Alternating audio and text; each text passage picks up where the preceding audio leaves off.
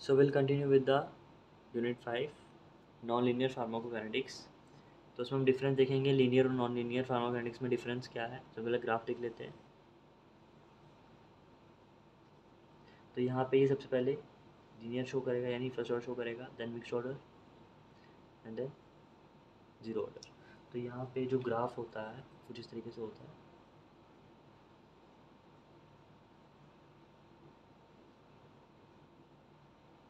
ठीक है, तो यहाँ पे इसने क्या शो किया, फर्स्ट ऑर्डर। ये जो है वो फर्स्ट ऑर्डर शो कर रहा है राइट हेयर।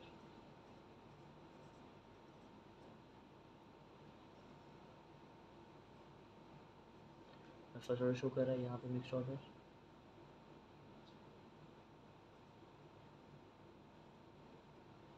फिर यहाँ पे ज़ीरो ऑर्डर। ठीक है, तो पहले इसका डिफरेंस देख लेते हैं। लीनियर फार्माकोकाइनेटिक्स और नॉन लीनियर फार्माकोकाइनेटिक्स के बीच में डिफरेंस क्या है। तो मैं इसको शॉर्ट में लिख देता हूँ एल के लीनियर और एन के नॉन लीनियर फार्माकोकाइनेटिक्स। तो सबसे पहले हमने लीनियर में देखा था ये जो हमारी कंसंट्रेशन डिपेंडेंट होती है कि हम कंसंट्रेशन कितना यूज़ कर रहे हैं, तभी तो ये हमारा फर्स्ट ऑर्डर को फॉलो करती है। बट ये वाली कंसंट्रेशन इंडिपेंडेंट है, कंसंट्रेशन पे डिपेंड नहीं कर रही। किस पे डिपेंड कर रही है, डोज पे। तो जो हमारी नॉन लीनियर फार्माकोकाइनेटिक्स है ये हमारी डोज डिपेंडेंट होती है। तो बस यहाँ पे याद रखना ये हमारा डोज डिपेंडेंट है और ये डोज इंडिपेंडेंट है, ये कंसंट्रेशन डिपेंडेंट है। उसके बाद लीनियर फार्माकोकाइनेटिक्स में जो AUC है एरिया अंडर द कर्व, वो हमारा डायरेक्टली प्रोपोर्शनल होता है डोज के। ठीक, क्योंकि इंडिपेंडेंट है, लेकिन यहाँ पे डोज इंडिपेंडेंट है तो यहाँ पे ऐसा कुछ हमें देखने को नहीं मिलता है। यानी AUC जो है वो ऐसा रिलेशन देखने को हमें नहीं मिलता है कि डायरेक्टली प्रोपोर्शनल हो ये डोज के। ठीक है, और ये हमारा मिक्स ऑर्डर फॉलो करती है वगैरह वगैरह वो सब। उसके बाद बात आ जाती है यहाँ पे पीके पैरामीटर्स की। तो पीके पैरामीटर्स यहाँ पे आ जाते हैं जैसे हमारे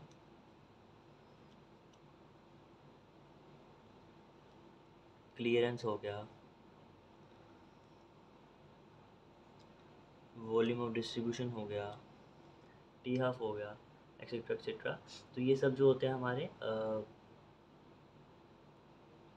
चेंज नहीं होते, कांस्टेंट रहते हैं इन लीनियर फार्माकोकाइनेटिक्स में।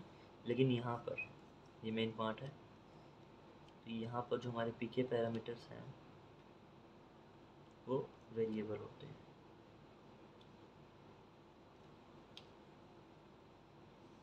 ठीक है, तो ये हो गया हमारा LPK और नॉन लीनियर फार्माकोकाइनेटिक्स के बीच में डिफरेंस क्या है, तो ग्राफ क्या है।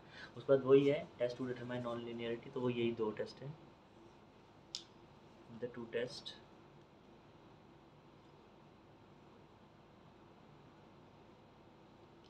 अलग से कर लेते हैं। टेस्ट टू डिटरमाइन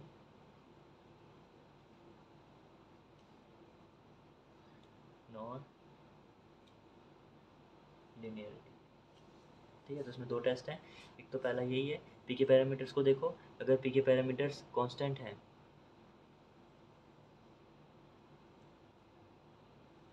तो वो लीनियर फार्माकोकाइनेटिक्स है, लेकिन अगर वो वेरिएबल है तो वो नॉन लीनियर फार्माकोकाइनेटिक्स है। तो ये हमारे यहाँ पे NPL के डिफरेंस में भी आ जाता है। दूसरा ये बोलता है स्टेडी स्टेट कॉन्सेंट्रेशन। जो हमने एरिया अंडर द कर्व देखा वही सेम बात करता है, लेकिन ये स्टेडी स्टेट कॉन्सेंट्रेशन के बारे में बात करता है। दूसरा जो है वो पॉइंट है स्टेडी स्टेट कॉन्सेंट्रेशन।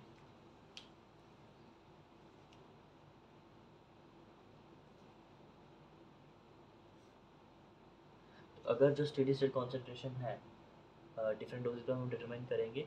जैसे हमने बात की ये डोज डिपेंडेंट है, लेकिन ये डोज इंडिपेंडेंट है। तो अब अगर ये डोज इंडिपेंडेंट है तो यहाँ पर जो हमारा स्टेडी कॉन्सेंट्रेशन है वो डोज के डायरेक्टली प्रोपोर्शनल होता है, लेकिन यहाँ पे वो डायरेक्टली प्रोपोर्शनल नहीं होता। यहाँ पे ऐसा कुछ स्टेप शो नहीं होता जो हमने बात की थी। तो वही यहाँ पे ये बोलता है अगर स्टेडी स्टेट कॉन्सेंट्रेशन जो है SS वो डायरेक्टली प्रोपोर्शनल है डोज के, तो ये हमारा लीनियर फार्माकोकाइनेटिक्स है। लेकिन अगर वो स्टेडी स्टेट जो है वो डायरेक्टली प्रोपोर्शनल डोज के नहीं है, कुछ ऐसी यूनिफॉर्मिटी तो नहीं दिखाता है, तो ये हमारा NPLK है, यानी नॉन लीनियर फार्माकोकाइनेटिक्स है।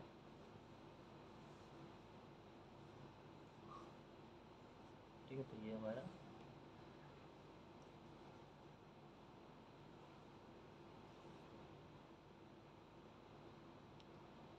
NPLK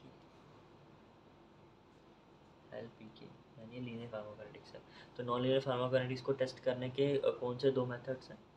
यही दो मेथड्स अगर आएंगे पेपर में 2 मार्क्स के लिख देना। एक, सबसे पहले हम पीके पैरामीटर्स को डिटरमाइन करेंगे।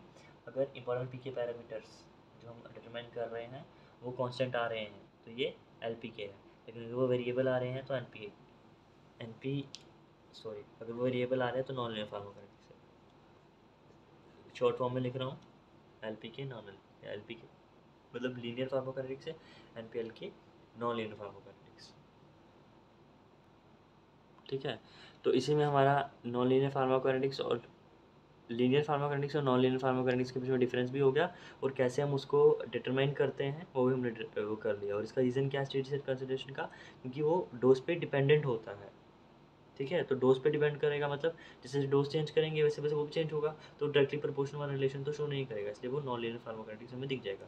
तो यहाँ पे 2 मेथड्स हैं, determination of steady state concentration, determination of PK parameters. ठीक है, तो हमें डिटरमाइन कर लेंगे हम नॉन लीनियरिटी शो कर रही है वो या नहीं कर रहा है प्रोसेस।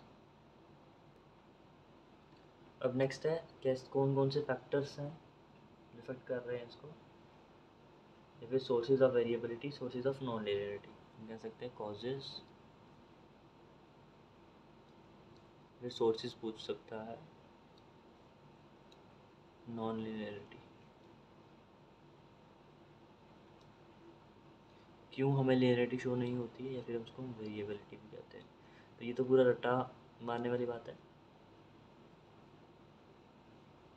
ठीक, क्योंकि इसमें पूरा रट्टा ही लगाना है। सबसे पहला आ जाता है एब्जॉर्प्शन, इसमें 4 फैक्टर्स हैं फार्माकोकाइनेटिक्स में, एब्जॉर्प्शन, डिस्ट्रीब्यूशन, मेटाबॉलिज्म और एक्सक्रीशन। तो एब्जॉर्प्शन जो है उसमें 3 आ जाएंगे। एक, अगर एब्जॉर्प्शन हमारा solubility या फिर डिसोल्यूशन रेट लिमिटेड है, इफ एब्जॉर्प्शन इज solubility और डिसोल्यूशन रेट लिमिटेड,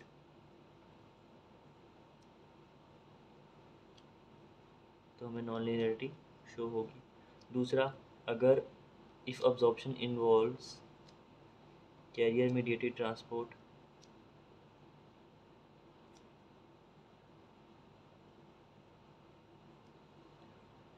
तो उससे भी रुकावट बनेगी। तीसरा, इफ़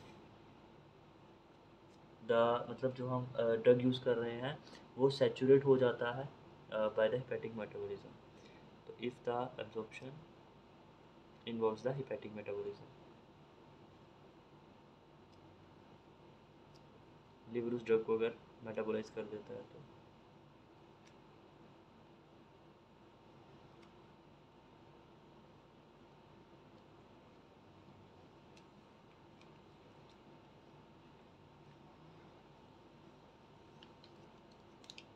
कर सकते हैं अटेन्स, क्योंकि मेटाबॉलिज्म में चल जाएगा, अटेन्स सैचुरेशन,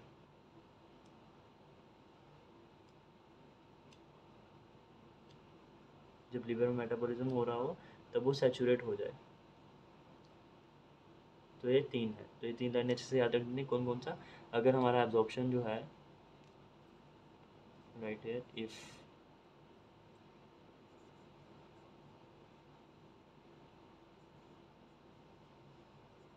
अगर एब्जॉर्प्शन जो हमारा डिसोल्यूशन या फिर सॉल्बिलिटी रेट लिमिटेड होगा, तो उसमें हमारी एग्जाम्पल रहती है ग्लिसियोफुलविन।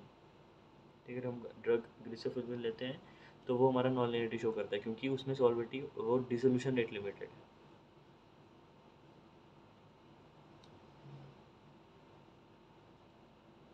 बात करते हैं अगर कैरियर मीडिएटेड ट्रांसपोर्ट आ गया, तो उसमें हमारी विटामिन जैसे कि B2, B6,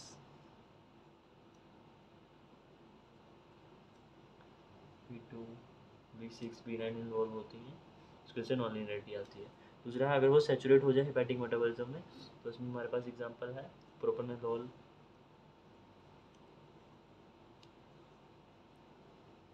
प्रोप्रेनोलोल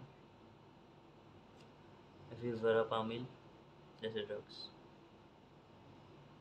ठीक है, ये हो गया हमारा एब्जॉर्प्शन के बारे में। दूसरा बात करते हैं डिस्ट्रीब्यूशन, तो उसमें हमारे 2 टाइप आ जाएंगे।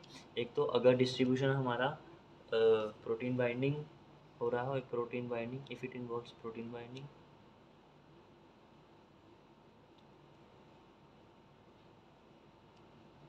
ये भी 5 नंबर में आता है, 5 में 2 नंबर में तो आता ही है, मतलब 5 नंबर में इसका मैक्सिमम चांस है। और दूसरा, अगर वो जो ड्रग हम यूज़ कर रहे हैं वो टिश्यू के साथ बाइंड कर जाए, if it involves tissue binding.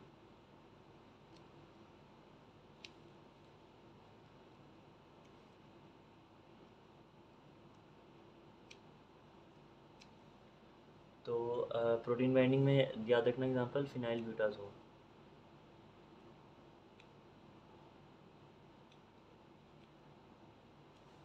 और अगर टिश्यू के साथ बाइंड कर जाए उसमें आ जाएगा फेंटाइल या थायोपेंटल।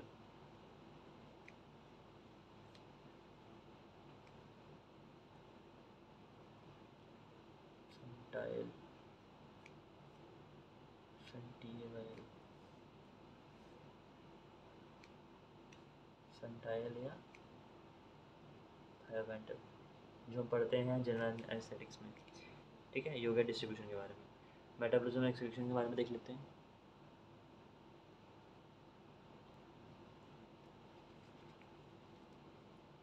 यहाँ पे आ जाएगा थर्ड, इफ मेटाबॉलिज्म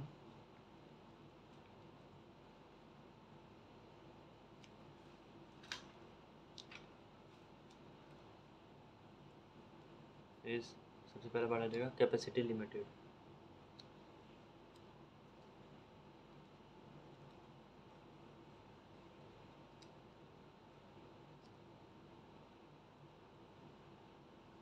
दूसरा आ जाएगा इंजाइम इंड्यूसिंग, अगर कोई इंजाइम को इंड्यूस कर रहा है तो मेटाबॉलिज्म हो नहीं पाएगा। तो इसकी एग्जांपल है कैपेसिटी लिमिटेड में फेनिटोइन जैसे drugs, phenytoin is anti convergent हम यूज़ करते हैं। और इंजाइम इंड्यूसिंग की बात करेंगे तो कार्बामेज़ेपिन।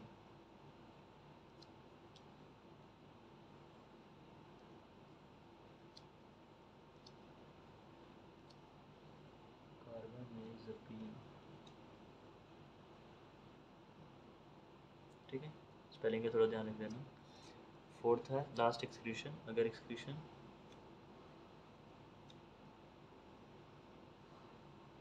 इन्वॉल्व, इसमें भी दो हैं, या तो वो एक्टिवली ट्यूबुलर सिक्रीशन इन्वॉल्व हो या फिर एक्टिव ट्यूबुलर रीअब्जॉर्प्शन इन्वॉल्व हो।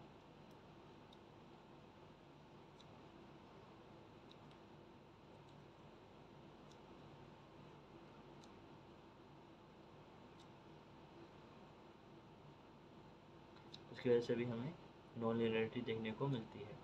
ठीक है, तो मैंने शॉर्ट करके लिख दी है जिसके बहुत बड़े बड़े पॉइंट्स हैं। तो ट्यूबुलर सिक्रीशन इन्वॉल्व हो तो जिसमें हम एग्जांपल लिखते हैं पेनिसिलिन जी,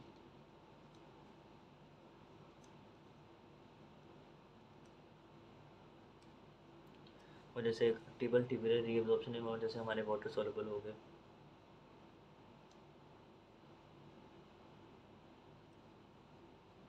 जैसे कि ग्लूकोज।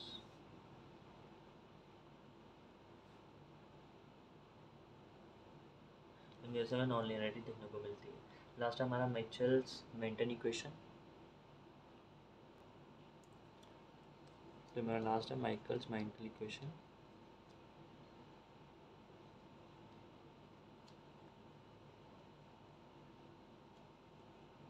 10 मार्क्स के लिए तो नहीं बोलूँगा, लेकिन 5 मार्क्स के लिए बहुत इंपॉर्टेंट है, आएगा ही। तो उसकी क्वेश्चन को याद रखना, और क्या इसके कैसे हम फाइंड करते हैं वो सब। सबसे पहला तो इसकी क्वेश्चन क्या है जो हमें रट्टा मार के याद रखनी है, minus dc/dt is equal to Vmax dot C upon Km plus C। जो Vmax है वो क्या है और Km क्या है, Km क्या है, ये माइकल्स कांस्टेंट है। dc/dt is a change in concentration क्या हो रहा है। जब हम यहाँ पर ग्राफ बनाते हैं, ग्राफ बना लेना बस, ठीक है। तो इस तरीके से हमारा जो है वो नॉन लिनियरिटी शो होती है, ठीक है, जो हमने देख लिया। लेकिन एक पीक पे जाने के लिए, मतलब यहाँ पर जब वो कांस्टेंट हो जाती है तो यहाँ पर इस कांस्टेंट में मुझे क्या मिल रहा है, Vmax मिल रहा है, थ्योरेटिकल एक मैक्सिमम रेट मिल रहा है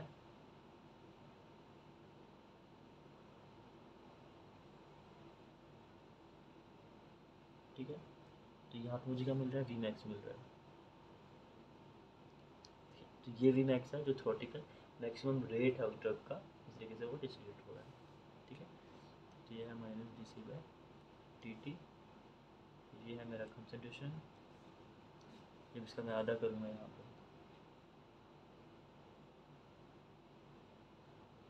क्या मुझे हो जाएगा वी मैक्स बाई 2।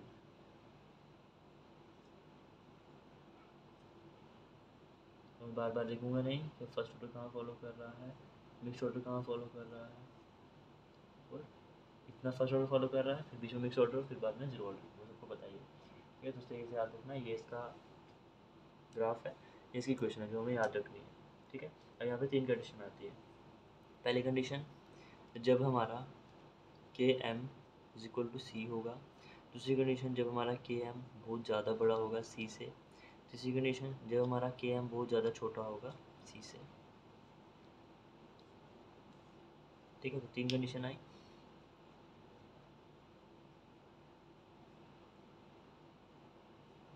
ये तो जो के एम सी के बराबर है, मतलब के एम सी के बराबर है, तो के एम यहाँ पे सी से लिख सकता हूँ, C plus C, two C plus C क्या होगा, टू सी से सी कट गया, वी मैक्स बाई 2। तो यहाँ पे मेरा आ जाएगा minus D C by D T is equal to V max upon 2। ये दोनों इक्वल होगा तो सी प्लस सी क्या होगा, टू सी से सी कट गया अपॉन 2। ठीक है, तब मेरा वी मैक्स क्या है, जो हमारा वी मैक्स, जो मेरी ये वैल्यू है ये, तो मतलब जब के एम और इक्वल इज इक्वल टू सी, मतलब जो कंसनट्रेशन है जो माइकल कॉन्स्टेंट इक्वल हो जाए, तो हमारा ये मिल जाता है मुझे, माइनस जो D C by D T जो चेंज हो रहा है वो वी मैक्स बाई 2 के बराबर मिल जाता है। दूसरा, जब के एम बहुत ज़्यादा है तो सी को निगलेक्ट कर सकता हूँ, क्योंकि के एम बहुत ज़्यादा है तो सी को मैंने निगलेक्ट कर दिया। तो यहाँ पे मुझे मिल जाएगा minus D C by D T is equal to V max C, plus वाला निगलेक्ट करना है सिर्फ, हाँ, तो इसको मैं निगलेक्ट कर दूँ, तो ये सिंपल मेरे पास आ गया। तीसरी क्वेश्चन, जब सी बहुत ज़्यादा तो के एम को निगलेक्ट कर सकता हूँ, तो जब मैंने के एम को निगलेक्ट कर दिया तो ये होगा we max C upon C, C से सी कट गया, तो मतलब यहाँ पे जो मेरा minus D C by D T है वो सिंपल वी मैक्स के बराबर हो गया। ठीक है ना, सी बाई सी तो कट गया।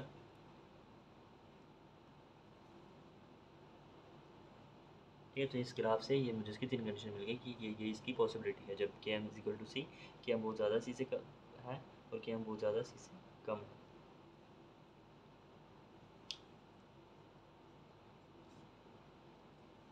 ठीक है,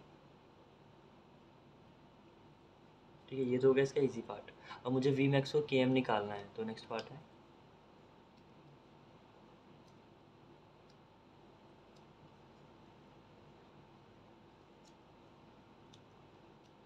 estimation of V max and K M. अगर आ गया, क्या करना है, सिंपल इसको इंटीग्रेशन करना है। इंटीग्रेशन के लिए मैं क्वेश्चन लिख देता हूँ, वो याद कर लेना। Log C is equal to log C not, याद कर लेंगे तो इजी पड़ेगा। Log C is equal to log C not plus, इसमें से इसको माइनस कर देंगे, C not minus C divided bye,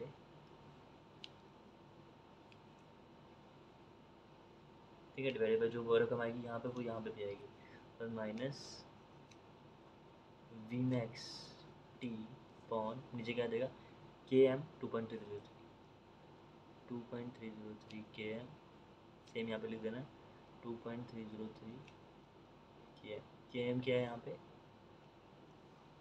हमारा माइकल्स कांस्टेंट। ठीक है, और जब हम इसको एक्स्ट्रापोलेट करते हैं, एक्स्ट्रापोलेट करने के बाद क्या हो जाएगा, ये पूरा यहाँ पे आ जाएगा log C is equal two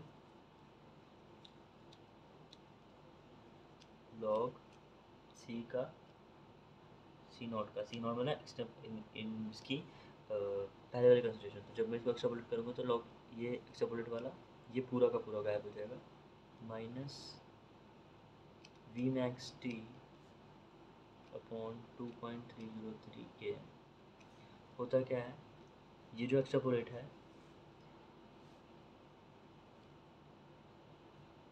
upon सी, मतलब सी नॉट अपॉन सी, तो लॉग एम बाई एन क्या होता है, log M minus log N, मतलब ये उसके इक्वल होगा, इज इक्वल टू किसके बराबर है, सी not minus C 2.303 K M. ठीक है, इसको रट सकते हैं तो बेस्ट रहेगा।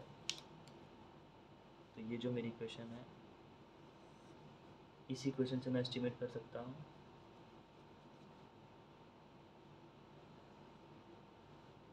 ठीक है, इसी इक्वेशन से अब मुझे सी नॉट पता है, सी नॉट पता है और एक्स्ट्रापोलेट करके सी नॉट का एक्स्ट्रापोलेट पता है, तो मुझे इसके हिसाब से पता चल जाएगा इन दोनों की वैल्यू, इन दोनों को माइनस करके 2.30 की 30 की वैल्यू भी पता है, तो यहाँ से मैं के एम एस्टिमेट कर दूँगा। ठीक है, माइकल्स कॉन्स्टेंट अगर माइकल्स कॉन्स्टेंट मैं इस इक्वेशन में डालूंगा, टाइम मुझे पता होगा ग्राफ से, सी और सी नॉट पता होगा, वी मैक्स निकल जाएगा, तो इस इक्वेशन से मुझे वी मैक्स पता चल जाएगा। ठीक है, तो इस तरीके से मैं अपना वी मैक्स और के एम निकाल दूँगा, जो मुझे निकालने थे भाई माइकल्स कॉन्स्टेंट। बस क्या करना है, इसको जब हम इंटीग्रेट करेंगे तो ये सी से सी नॉट से सी तक इंटीग्रेट होगा, तो सी से C not log log C log minus C not, तो ये मैंने इस तरफ कर दिया। जब इसको इंटीग्रेट करेंगे तो वी मैक्स सी के एम प्लस सी, तो ये सिक्स इंटीग्रेट होकर सी not minus C 2.003 K M minus V max T 2.003 K M. तो इसको ऐसे याद रखेंगे तो याद रहेगा। बस बाद में याद रखना है, इसको पूरे को हमने लॉग सी नॉट में कन्वर्ट कर देना है, और ये इसकी क्वेश्चन है। यहाँ से मैं के एम निकाल दूँगा, यहाँ से वी मैक्स निकाल दूँगा, तो मेरा एस्टिमेशन हो जाएगा वी मैक्स और के एम का। अब याद रहता है तो ठीक है। अब जो उसके बाद मेन पार्ट है कि जो प्लॉट है वो कैसे बनाना है माइकल्स के अंदर। माइकल के अंदर पहले तो वो 3 पार्ट लिख देंगे, ठीक है, 2 नंबर उसके एस्टिमेट कर देंगे, 2 नंबर इसके, बाकी जो बच गया 1-2 नंबर के लिए वो भी कर लेते हैं। तो अब यहाँ पे जो मेरा है इसी क्वेश्चन को चेंज करना है, ये क्वेश्चन मैंने बोला रट के रखनी है। तो सबसे पहला जो बनेगा वो बनेगा हमारा बुरकेस प्लॉट। बुरके साइंटिस्ट का नाम है, बुरके प्लॉट। इसमें क्या करना है, सिंपल इसको रेसिप्रोकेट करना है। ठीक है, तो रेसिप्रोकेट करेंगे तो क्या हो जाएगा 1/dc/dt। ठीक है, माइनस तो रहेगा ही। जब ये ऐसे होगा तो के एम प्लस सी दोनों अलग अलग हो गए, क्योंकि ऊपर चले गए। जो ऊपर प्लस हो तो नीचे वाली रकम दोनों की, मतलब ये रकम इसकी भी हो गई और ये रकम इसकी भी हो गई, उसके नीचे भी लिख दूंगा वी मैक्स इंटू सी, इसके नीचे भी लिख दूंगा V max into C. C से सी कट गया तो मेरा बन गया 1/dc/dt is equal to K M V max dot C plus 1/वी मैक्स।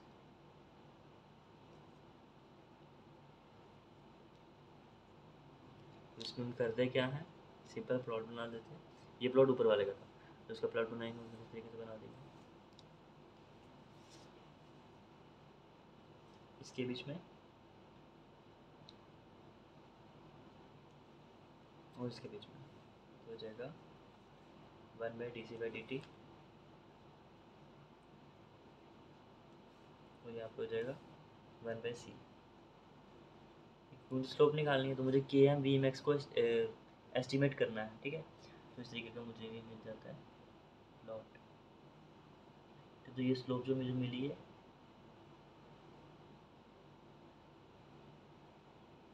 क्योंकि ये क्या है y 1/dc/dt is equal to, ये है मेरा एम एक्स, क्योंकि एम एक्स क्या है 1/c इज x प्लस सी, तो इंटरसेप्ट मुझे है मिल गया 1/वी मैक्स। 1/वी मैक्स क्या मिल गया मेरे को, इंटरसेप्ट। मतलब यहाँ पर जो मेरा स्लोप है वो क्या आ रहा है के एम अपॉन वी मैक्स, और यहाँ पे जो इंटरसेप्ट कर रहा है ये क्या है मेरा 1/वी मैक्स। तो मैंने इस इक्वेशन से इंटरसेप्ट की वैल्यू मुझे पता होगी कहाँ पे ये इसको टच कर रहा है, वी मैक्स निकल जाएगा। स्लोप की वैल्यू पुट करूँगा, वी मैक्स की वैल्यू पुट कर दूँगा, के मैक्स निकल जाएगा, तो मेरा ये दोनों एस्टिमेशन हो जाएगा। तो यहाँ पर जो मैं एस्टिमेट करता हूँ, एक तो उस इक्वेशन से एस्टिमेट कर सकता हूँ, दूसरा बुरके प्लॉट। बुरके प्लॉट में क्या करना है, इसको रेसिप्रोकेट करना है, इसको सी के साथ हमारा ग्राफ बना देना है, पॉजिटिव स्लोप आ जाएगी, इस तरीके से हम निकाल देंगे। ठीक है, दूसरा प्लॉट देखते हैं। अब नेक्स्ट पार्ट में क्या करना है, बुरके प्लॉट हो गया, रेसिप्रोकेट वैसा का वैसा ही रखना है। इसका नाम है हैने-वुल्फ plot.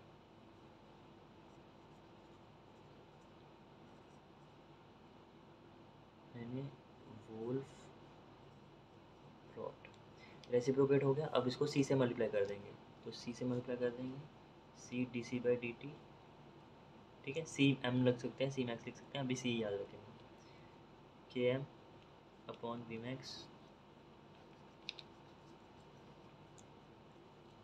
Minus C upon D C by D T is equal to K M upon V max, ये सी और ये सी कटेगा जब उससे मल्टीप्लाई किया, उसी के लिए हमने किया था, प्लस यहाँ पे आ जाएगा सी अपॉन वी मैक्स, एक सी कट जाएगा, एक सी तो रह जाएगा। ठीक है, अब यहाँ पे जो मैं प्लॉट बनाऊँगा वो मैंने बनाया था 1/c के साथ, तो यहाँ पे मैं c के साथ बनाऊँगा और ये c upon D C by D T, तो यहाँ पे मुझे स्लोप क्या मिल जाएगी, यहाँ पे ये बन गया मेरा y, c मैंने लिया है ये, तो ये बन गया mx प्लस ये बन गया c, तो यानी जो मेरा यहाँ पे इंटरसेप्ट आ रहा है वो मेरा बन रहा है k upon V max.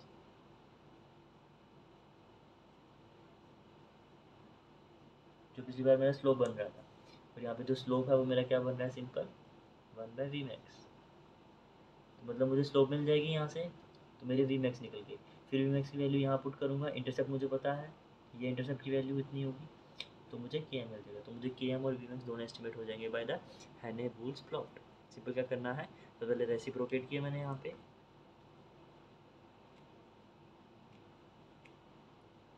Reciprocating equation 1, और दूसरा मैंने क्या किया, मल्टीप्लाई बाय सी। ठीक है, तो ये मैंने दो पॉइंट यहाँ पे लिख दिए, जो हमने पहले किया था बुर्केस प्लॉट, उसमें हमने सीधा रेसिप्रोकेट किया था। ठीक है, तो इस तरीके से हमने एस्टिमेट कर दिया वी एम और के एम। ठीक है, अगर वो पहले वाली क्वेश्चन भूल जाते तो ये ज़रूर लिख देना, लेकिन वो क्वेश्चन ज़रूरी है तो वो उसको लॉग फॉर्म में कैसे कन्वर्ट करते हैं वो लिख देना। ठीक है, उसी क्वेश्चन से हम वी एम के एम निकाल सकते हैं, फिर हम इसी क्वेश्चन से इसको रेसिप्रोकेट करके उसमें कुछ मल्टीप्लाई एडिशन करके हम प्लॉट बनाते हैं, एक हैनी-बुल प्लॉट और दूसरा हमारा बुर्के प्लॉट, तो उनसे हम ये एस्टिमेट कर सकते हैं। सेम ऐसा का वैसा ही बनेगा। एक और प्लॉट है, अभी तीसरा प्लॉट है, थोड़ा सा मुश्किल है, अंगस्ट्रियन प्लॉट, अंगस्ट्रियन कुछ ऐसे ही है, वही एक बार स्पेल चेक कर लेना ठीक है या नहीं। अंगस्ट्रियन प्लॉट क्या है, थोड़ा सा मुश्किल है, बस ये इसी का रहेगा, इसमें रेसिप्रोकेट वगैरह नहीं करते हैं, इसमें minus D C by D T is equal to V max के टर्म्स में निकालते हैं, तो वी मैक्स से माइनस कर देंगे D C by D T dot K M upon C. ठीक है, तो इस तरीके से हम कर लेते हैं। अब इसका जो ग्राफ बनाने वाले हैं वो कैसे बनाएंगे, इसमें पॉजिटिव स्लोप मिलती, नेगेटिव स्लोप मिलती है क्योंकि माइनस में जा रहा है, तो यहाँ पे जो हम ग्राफ बनाएंगे वो बनाएंगे 1/c से, सॉरी यहाँ पे बनाएंगे D C by D T upon C से, और यहाँ पे हो जाएगा D C by D T, तो जो हमें स्लोप मिलेगी वो क्या मिल जाएगी, सिंपल माइनस के एम। इस तरीके से हमें के एम निकल जाएगा, के एम एस्टिमेट कर देंगे, और इंटरसेप्ट तो पता ही है, यहाँ पे इंटरसेप्ट कर रहा है, अगर इंटरसेप्ट तो है ही सीधा वी मैक्स है, तो हम इन तीन प्लॉट से वी मैक्स और के एम को डिटरमाइन कर सकते हैं। ठीक है, वही हमें एस्टिमेट करना था, तो एग्जाम में सीधा पूछ लेता है कि माइकल्स मेंटन इक्वेशन बताओ, तो उसके बारे में वो लिख देना कि इसके तीन कंडीशन था ये सब, उसके बाद पूछता है एस्टिमेशन बताओ, तो जो जो याद रहेगा, एक तो पहले मैंने बताया वो इक्वेशन है उससे याद रहता है, उसके बाद ये तीन इक्वेशन है, तीन प्लॉट हैं, बुर्के प्लॉट, हैनेस-बोल्ट प्लॉट और एंगस्ट्रियन प्लॉट, इसका स्पेल चेक कर लेना एक बार, उसके बाद ये ग्राफ बना देना, और हर एक के साथ एक एक ग्राफ है, तो अगर तीन याद नहीं भी रहते हैं तो पहले दो तो याद रहेंगे, ये थोड़ा सा मुश्किल है क्योंकि इसकी इक्वेशन थोड़ी सी अलग है, तो वो दोनों तो याद रहेंगे, एक में क्या करना है, इसको रेसिप्रोकेट कर देना, दूसरे में इसको रेसिप्रोकेट करने के बाद मल्टीप्लाई कर देना है सी से। ठीक है, तो वो इक्वेशन आ जाएगी, उसके हिसाब से उसको डिज़ाइन कर देना, वो जो पहली वाली इक्वेशन है वो थोड़ा सा याद कर लेना। ठीक है, तो इसी के साथ हमारा हुआ यूनिट 5 भी complete. Thank you so much.